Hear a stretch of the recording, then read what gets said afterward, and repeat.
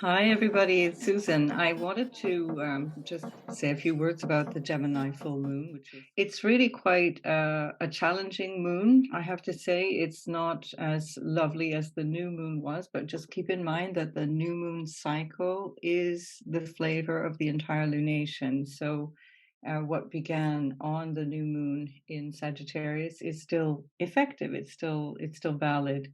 But we've come across now this point of the peak of the cycle at the full moon stage when the sun is now opposing the moon.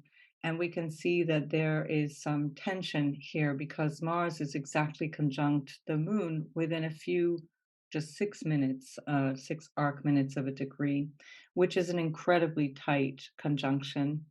Now, I don't normally bother with the ascendant on these things because they are non-local. I do try to choose the Greenwich Mean Time or the Universal Time, UTC. You sometimes see that called UT or UTC because I have viewers and clients from all different time zones. And so some of you are going to be much earlier, some of you are going to be much later. But this time I found it really relevant because we have the ascendant in Scorpio, and it, of course, is ruled by Mars.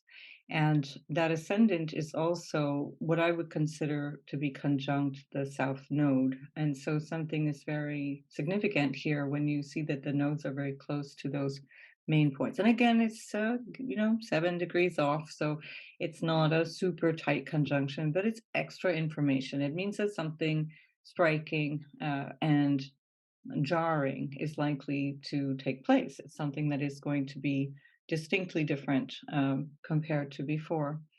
The fact that when we look in a sort of mundane sense of what a full moon represents, we're looking at the moon to represent the people and the sun to represent leadership, our so-called rulers, God help us.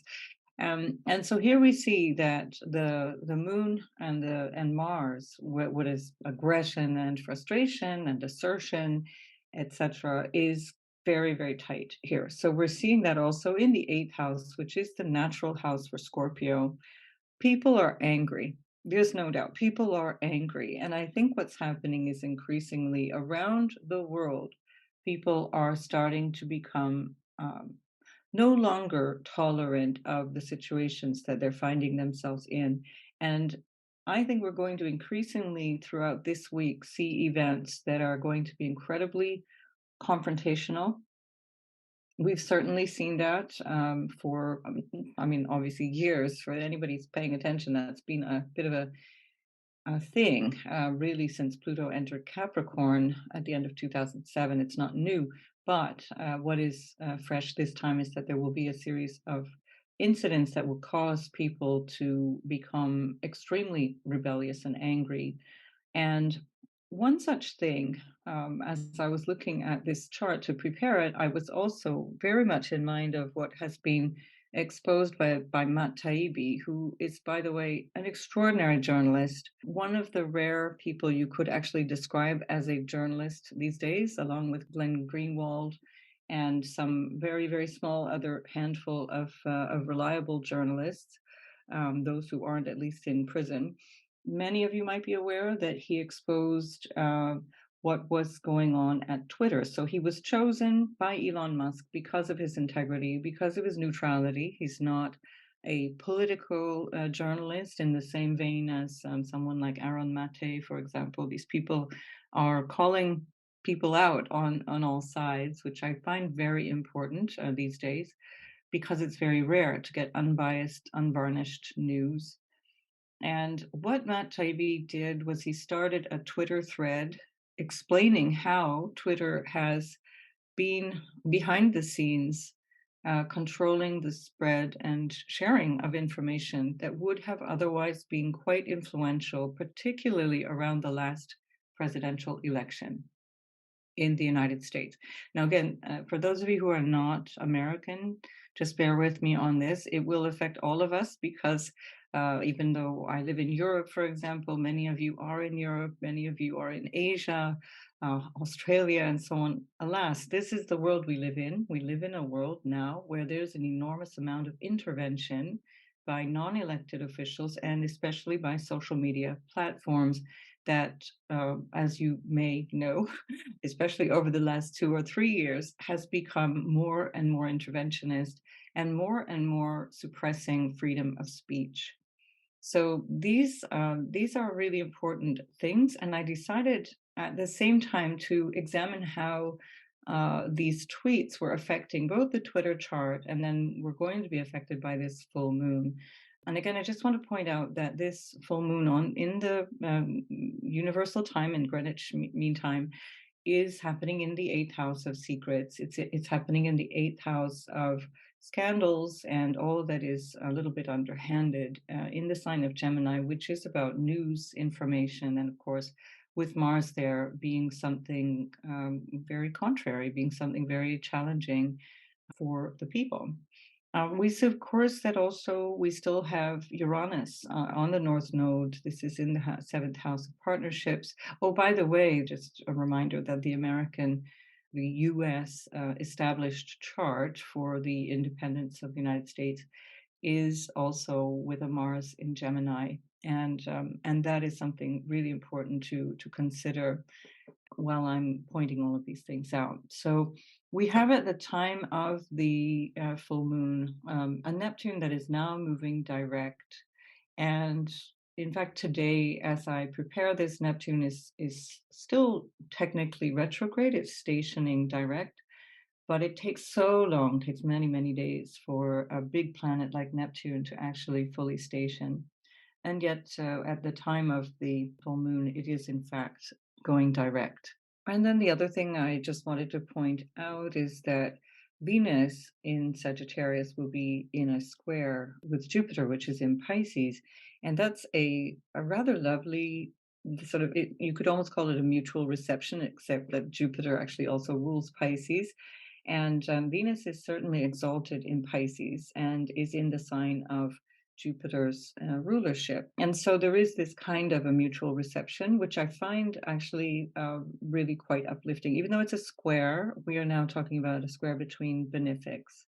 The one challenge with that is that you do end up with sometimes a too good to be true kind of scenario, or a jumping to conclusions before we really are able to sort of peg down the truth of a situation or the reality of a situation. We are dealing with Sagittarius, which tends to jump to conclusions and kind of fly off the handle, as well as Pisces, which can be a little bit, let's face it, a little delusional or a little bit ungrounded at times. And so just bear that in mind, because that also is going to be one of the factors at play here when we do have this disruption, which I think is inevitable, and it can be coming in very real and tangible ways, and it can also be coming in ways that are a little bit more hidden, because again, remember, we're seeing that a lot of what is going on is somehow hidden away in that eighth house.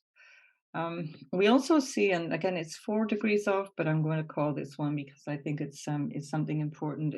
It's telling us a little bit of this story as well. That Chiron is in a sextile to this, and it's in the house of challenges, the house of agreements and enemies. It's a challenging place where there's a lot of potential for disputes, and with Chiron sextiling both Chiron and Mars being retrograde, I think we're not really getting the best out of those planets anyway, especially with Mars and Gemini, where it's not really comfortable. We're definitely seeing again some potential for some kind of, I see Chiron often as representing sabotage, in the sense of how we kind of trip up over ourselves. We're tripping up over things that we're doing to ourselves. But notice that it is also ruled by this Mars as well, because Chiron is in Aries. And honestly, I'm not really sure how to interpret this on a mundane level. It's very chaotic right now. I don't even trust my own judgment in terms of what's going on around the world. Whereas once upon a time, I felt like I could relatively safely say what I thought might be coming up. I really doubt myself these days. Nonetheless, watch this space. I will also keep posting as we go through the weeks and months ahead. Obviously, when I see that these things keep coming back, because I suspect that they will. The next time we see Mars, for example, in a square with Neptune, which it no longer is because Mars is retrograde and moving far, far away from Neptune at this point, will be the 14th of March. And on the 14th of March, that's 2023, we are also going to have Jupiter conjunct Chiron at 14 degrees of Aries. And so there's something coming up, I think, in the month of March, which is going to recall quite a lot of what we've been experiencing over the last 3, 4 months, especially. In particular, since the last square, which was the retrograde square between Mars and Neptune, that was on the 19th of November.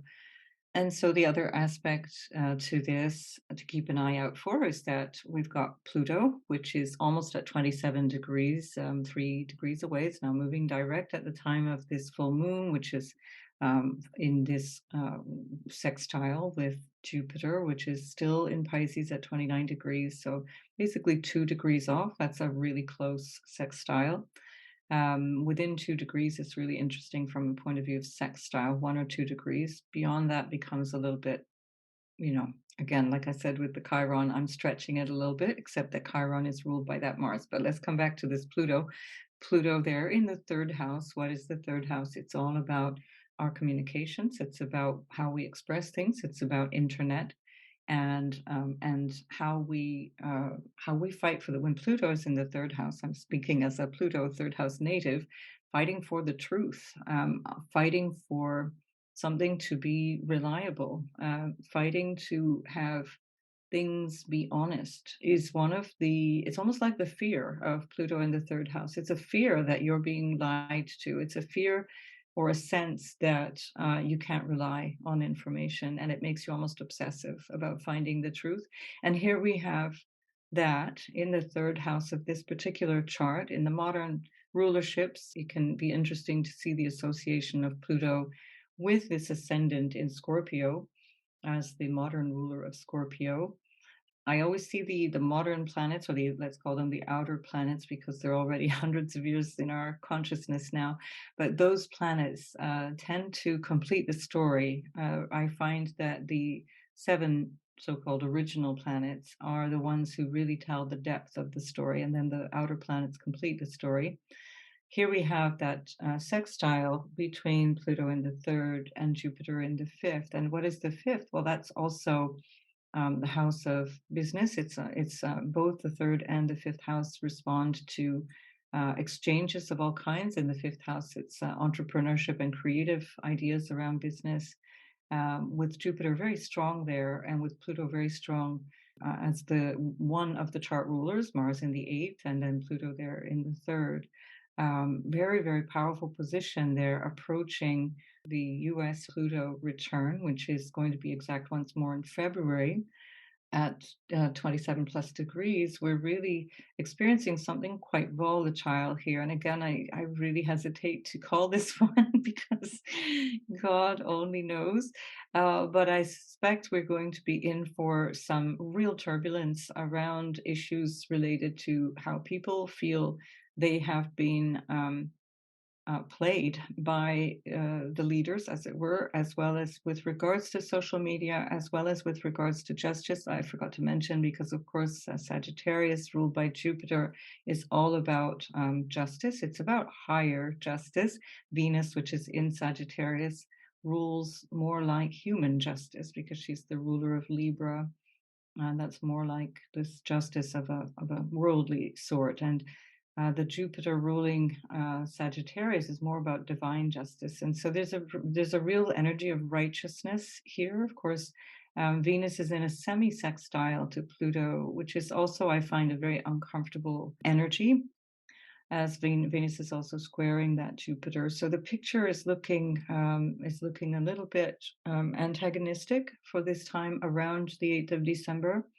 And so I just want to show you this particular chart, which is, I just wrote Twitter exposed because it was pretty shocking what was being relayed. I don't use Twitter. I find it just, I've never been able to dip my toes into that swamp. I actually created 2 separate accounts and I ignored them for like 12 years because it was just so awful. I have a hard enough time with Instagram and Facebook, so I'm happy to stay away from Twitter, but it's dominating our news feed, you cannot possibly find out what's going on in the news without the news referring back to Twitter.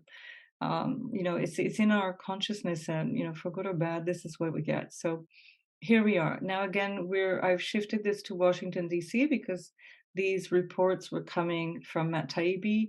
I'm not sure if Matt was actually in Toronto, because the day before he was actually in Toronto at a debate. Fascinatingly enough, it was at I think it's called the Musk. It's at U of T, I think it was. With Malcolm Gladwell and another panelist who I've forgotten the name of, plus another journalist, and they were just debating whether journalists can be trusted. Now, I mean, you can't make this stuff up. And so Matt Taibbi and his colleague won the debate, which was by an extraordinary margin. I'll put a link to that below this video because I find it quite fascinating how it all ties in. But anyway, I'm digressing, but it is related. So Matt either was in Toronto or he was at home in Washington, which I do believe he lives in Washington, or at least he did. And so I've set it to Washington. It works anyway because that's the seat of the US government. Venus and Mercury are still in Sagittarius. In the full moon chart, you saw that Mercury already moved into Capricorn. That is a bit more of a serious Mercury. It's a Mercury that is extremely upright, and I think that is where we're going this week, at least towards understanding something more serious. That can be another way of looking at that. Whereas currently Venus and Mercury are still kind of conjunct. They're now more than 3 degrees apart, so it's really they're losing that conjunction. But they have been playing tag team for the past 2 months, and so all of that is affecting this. It's sort of preparing this full moon coming up, as the moon is going now from Aries towards Gemini, where it will eventually be with the sun in opposition in Sagittarius. I feel like I'm rambling a bit here. Sorry about that, but I just jumped on this because I thought, wow, there's something so weird about what's going on here. I just wanted to say some things about it. We do see again, in this particular configuration, which is just about that first tweet, we see that Neptune is still retrograde. And so it is almost a full day before Neptune actually turns stations direct, even though, again, that hasn't changed degrees, minutes of a degree for days, because it goes so slowly. But we do have Jupiter here at the very last degrees of Pisces. And as Jupiter is at the end of Pisces, it's at the end of the zodiac. And so there is this kind of sense of things are really shifting now, I think, between now and the holiday season towards the end of 2022. We will really have a feeling of closing out a bigger cycle. And this is certainly one of the bigger cycles of Jupiter, is to recharge itself, moving back into Aries. We had that in the spring, a little bit of that feeling then. And this will be now a sort of permanently new cycle, let's say, for the next 12 years. But I don't think we're really fully entering in a new phase until after March, when both Saturn and Pluto will be leaving their respective signs. Now, I'll, of course, cover that in depth. I'm preparing those videos very soon. I've already done the Saturn moving into Pisces, and I am soon posting the Pluto video as it moves into Aquarius. I wish I could be as optimistic as many other people are, but I'm afraid I can't. So there's your warning. Watch at your peril. But I just wanted to show you something quite fascinating. And for those of you who are interested in astrology, watch this one. All right, so let's have a little bit of fun here. So here we have the Twitter chart. This is the event chart of establishing Twitter. That was the first time Jack Dorsey tweeted out on the 21st of March, 2006. And here we now see that this Twitter chart has a Scorpio rising with Jupiter on the ascendant. So already with a Scorpio ascendant, we can see that this is deeply influential. Scorpio is extremely powerful, and of course tending towards secrecy for a variety of reasons. And I know that at least one of you out there thinks that I hate Scorpio, but it's not true. It's just that I'm, sometimes showing that there's that shadow side of a sign which we need to pay attention to, because Otherwise, we wouldn't have any problems, would we? It's only the shadow side of each sign that gives us the trouble, really. And so we want to understand also a little bit of the flavor of this chart. So Scorpio is the flavor of this chart. Scorpio can be about power games and manipulation, for whatever reason. We manipulate for all kinds of reasons. Humans sometimes do that unconsciously and sometimes do that consciously to bring about a result. But one could easily say that what is displayed on Twitter is not necessarily what a person is exactly like in reality. That much we can agree on. And we can easily say that with a Mars rulership, we're going to find conflict. Now, where do we find that Mars? We find it in the eighth house, the natural house of Scorpio, in Gemini. So here we go. So Mars in Gemini, as I pointed out in previous videos, is something of a conflictual energy by nature. It's going to be conflictual between friends in terms of how people communicate with each other. There will be sharpness, there will be brusqueness, there will be jumping to conclusions. There will be all kinds of things that are not friendly to say the least, and sometimes quite aggressive at other times. To say that Twitter has been divisive is really an understatement. I think almost since its inception, it became a kind of a field of just an open battlefield, basically. And we also have built into this natal Twitter is this Mars and a trine from Mars to Neptune. We also have this Mars trine to Venus, but sadly it doesn't seem to be the thing that shows up, partly because this Mars is so strong. But anyway, when Venus is conjunct Neptune, Venus doesn't see very clearly either. So there is something a little bit deceptive. There's something going on there. And then we see also, bless it, we've got Chiron there as well. Now, where is this? This is the fourth house of emotional nature, of the psychological framework, the sense of what is the foundation of Twitter in this case. So we see that Chiron, which is all about this kind of ego wound or wounding of the self through early life experience or through potentially self-sabotage, it's right there in the foundation of this chart. And what's right opposite that is Saturn in very poor dignity in Leo.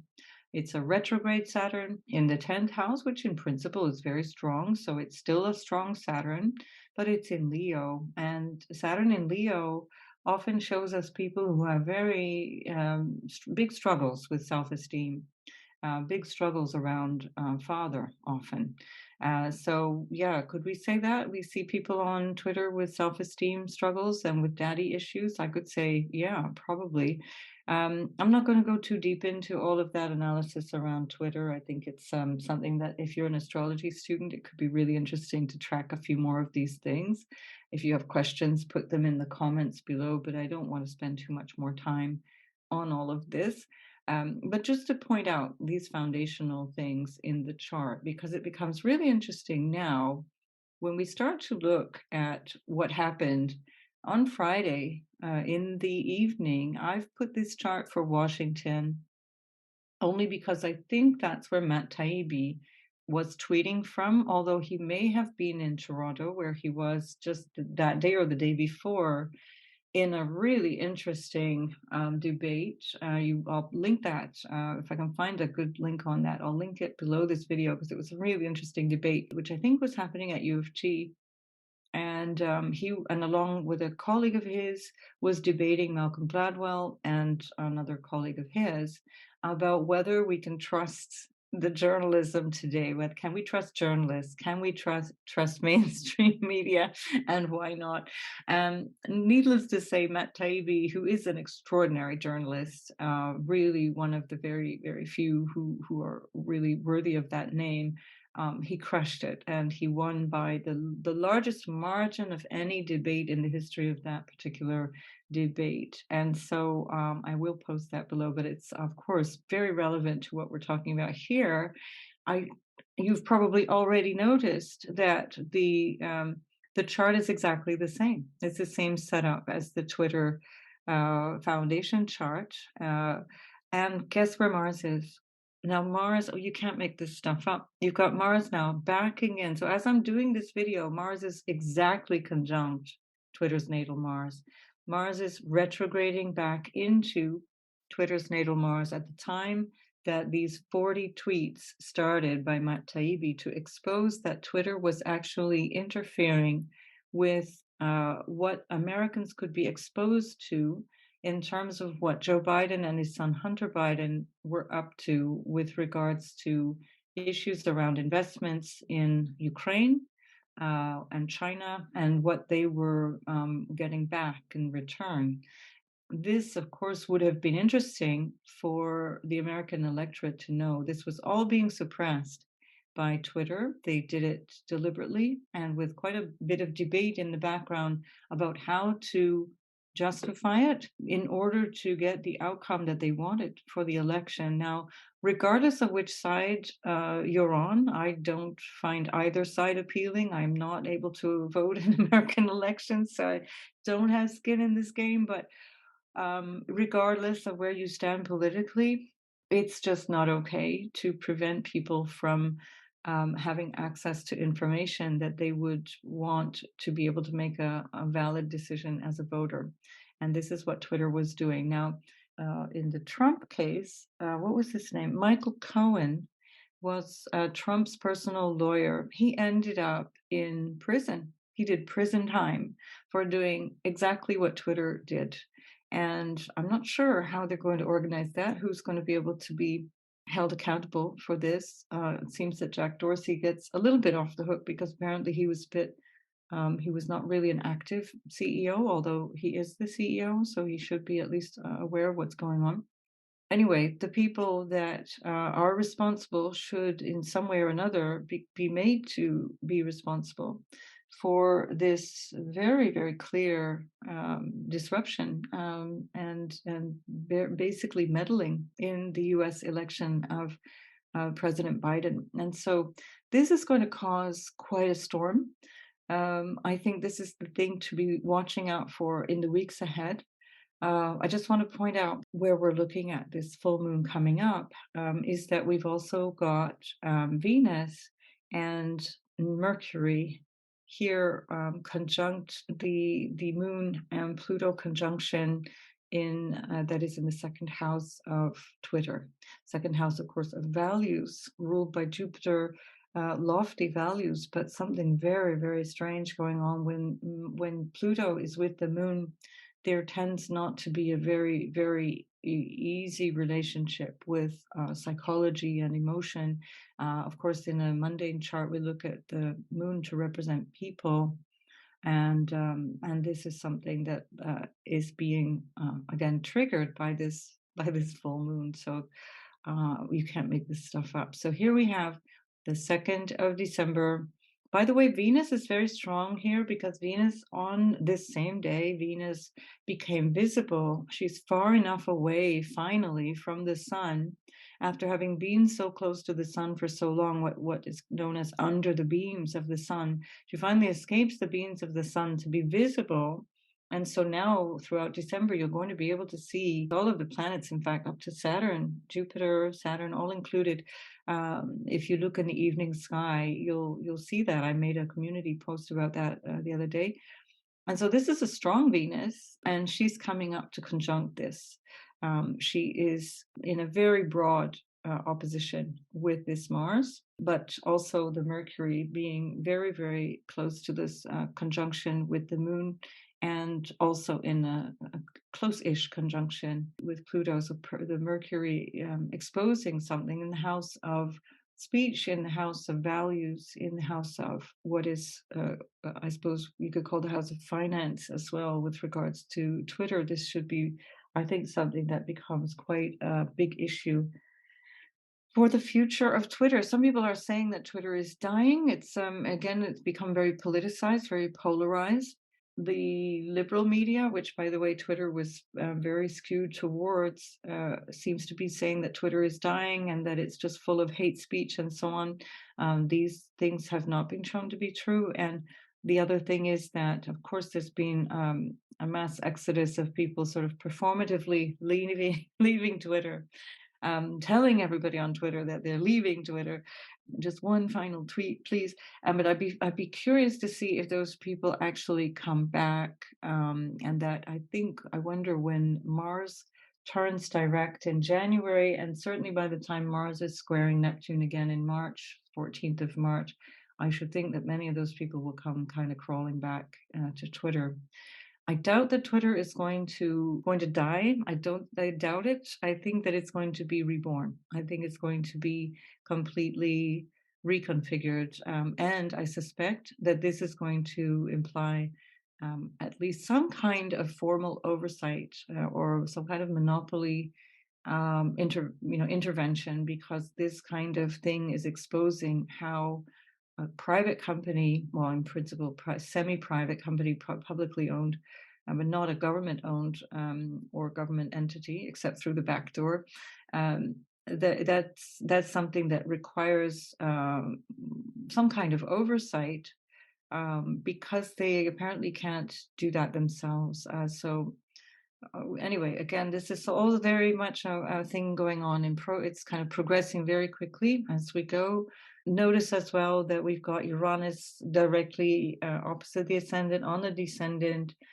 So this is massively transformational, what has happened here. It's certainly going to reconfigure how Twitter operates.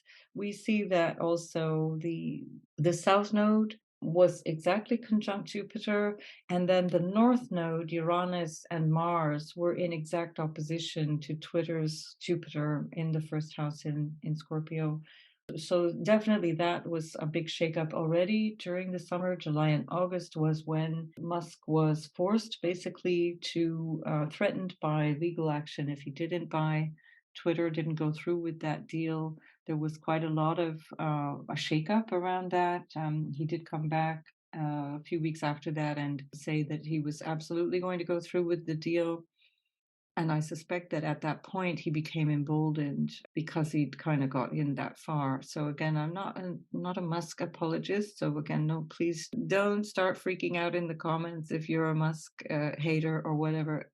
I'm neutral on this. I'm looking at this from an astrological point of view. I'm looking at how all of this is changing what we have come to know as the main source of information. You can literally not hear news today on any major or minor news source without hearing some reference to Twitter. Governments use Twitter. Everyone is using Twitter if they want to get some kind of information out there.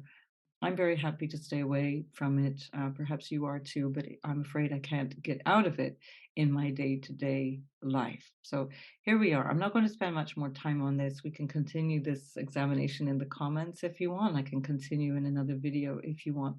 Now I just want to come back to this moon, and I just want to show how this moon is actually affecting Twitter again. And so just to re-emphasize what we've just seen, here we see the moon. Now I'm putting the moon chart, by the way, in the Greenwich Mean Time. So this is no longer, I've not chosen Washington, but yet once again, we have a Scorpio rising. And that Scorpio rising, this is the big story, isn't it? It's a really interesting thing to keep in mind, because that Mars keeps showing up in the eighth house. So we have this full moon on the 8th of December that is going to be conjunct this Mars, and I suspect that that is going to be one of the issues that is potentially going to be a point of friction, that is going to be something that people are going to be clamoring about, at the very least on Twitter, if not, if not anywhere else. One thing that I also want to keep uppermost in mind around this time of the full moon and this Twitter patient is that Gemini is, of course, not only the sign of communication, but it's media and journalism. So very, very much in our minds as a collective. And I think something that will be really on everyone's minds for a very long time to come. So this full moon is the culmination of a cycle that began on the 30th of May at the new moon in Gemini, which was at 9 degrees of Gemini, and it will continue throughout the rest of this cycle until the next new moon in Gemini, which will be in the spring of 2023. So this is a long story. I do think there's something here that we'll be listening to for some time to come. And certainly, as things seem to be turning, only just yesterday, many mainstream news outlets who had been quite cowardly up until now for most of the past decade with regards to Julian Assange have finally decided to collectively appeal to the US government to not extradite him and charge him with the outrageous charges that they are trying to lay on him. So perhaps the tide will shift because of this Twitter thing with regards to Julian Assange as well. Once again, something that is really quite extraordinary in our time and something to pay attention to. Yeah, so I'm going to leave it there. I just wanted to bring all of this to your attention. I will do a separate video where I just go sign by sign and let you see where all of this excitement is happening in your chart without reference to Twitter, I promise. And so I wish you a very good weekend, remembering that Neptune has only just stationed direct. And so it's again not a great time for making solid commitments. Give it a few days. And bearing in mind that also around the time of a full moon is not a great time either to be making really solid commitments, give or take a day on either side. So basically, this is maybe a good week to be doing backroom planning and sort of under the radar stuff and not really focusing too much on launching or starting all kinds of new things. And anyway, since Mars is retrograde, that's not a super good time to do that, again, depending on what you're doing and the conditions of what you're doing that in. And so, anyway, so if you're looking to sign a contract or something, if you can postpone that, do that after the third week of January, and you'll be a lot more settled in the energy. Nonetheless, enjoy this quite dramatic week. Uh, Lay low, maybe do a lot of reading on Twitter and don't do a lot of posting for those of you who are on Twitter. And I'll see you in the next video.